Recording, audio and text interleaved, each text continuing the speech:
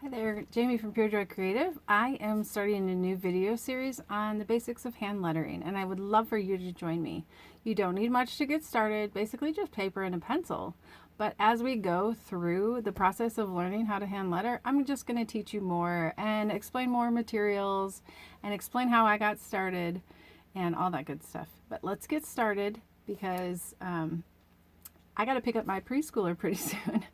And all the videos will be unedited and raw because I don't have time to learn how to do that right now. And also because I don't have any special video software. But maybe I'll learn how that all works as time goes on. So let me just start by showing you all the supplies that you need. I am going to start with a dot grid notebook.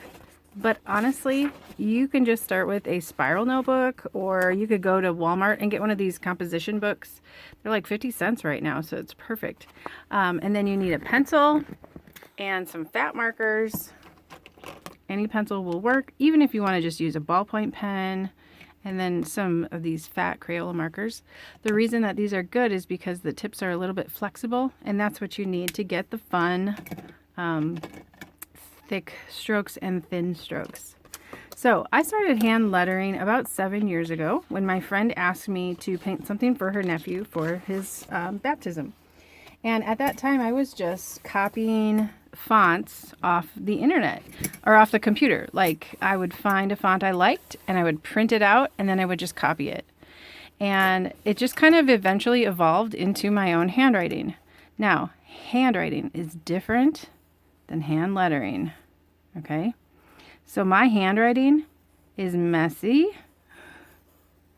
but my hand lettering is neat because I'm taking my time and I'm being intentional. Okay, so we're going to just start with the basics. We're going to go through the letters and I'm going to show you how to form the letters, how to do different ways of forming the letters, and how to beef things up and make them look fancy too. So what you want to start with, if you just have a pencil, you basically just think about your cursive letters. Okay, so capital A is like that, right? Now, for hand lettering and to do kind of like a faux calligraphy, you're going to beef up the sides that you pulled down.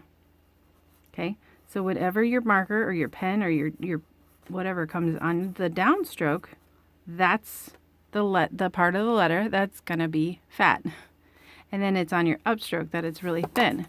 See, if I took one of these fancy hand lettering markers and did the same thing, I put more pressure when I go down and then I pull up and it's real thin. You see how that works?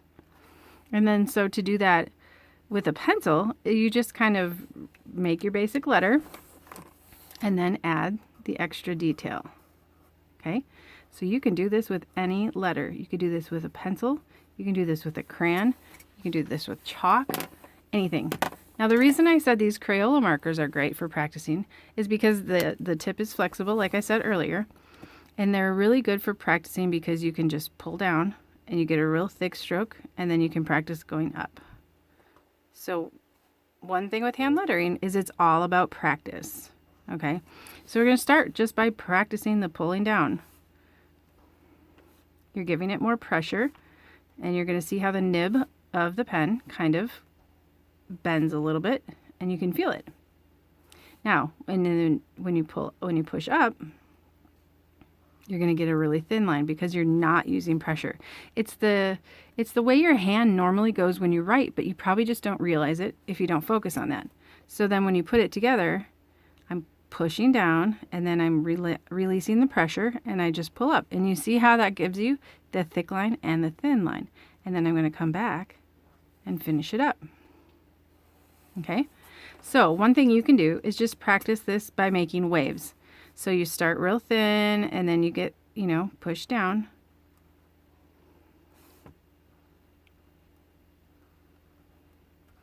Okay, or just keep doing this.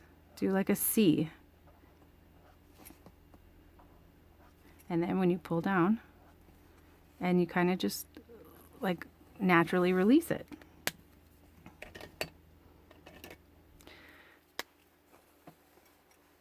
So if I'm going to write in a capital A, cursive A, I pull down, release it, and then I'm going to start over at the top. And my red does not work very well. So we're going to try a new color. And then a lowercase a is the same thing. Okay. Now, if you want to make a different kind of A, you can do the same kind of thing. You just have to remember, whenever your letter comes down, that's your thick line, that's your heavy line. And whenever you go up, that's your thin line. So I want to do, let's say I do this kind of A. Okay. Whenever you pull down, give it a little pressure on your marker. And then you can get really fancy and just have a lot of fun with it. And you can just try new things. Just remember, whenever you come down, whenever you pull down, that's your thick line. And you can actually, you can change it up, okay? So like on an A, really it would be on the right side. That's not really right. And I don't know why, because yeah, technically in school they teach you to do an A like this, right? Okay, but for the purposes of hand lettering, for some reason, we generally do it like that. So that the thick side of the A is on the right. So there are rules, and then sometimes we break them, right? That's how we learn the rules, so we can break the rules. And then you can get really fancy, and you could, you know, add little curly cues in and all that sort of stuff. Basically, at that point, if you're ready to move on, you can go to Pinterest and you can find a ton of samples and idea and just basically copy them until you get comfortable. And all I'm going to say too, practice. I'm going to just keep saying that. Practice, practice, practice. Like just keep making an A over and over and over and over and over. Okay? So that's the beginning, and we will start with the B next time. Thanks for watching, guys.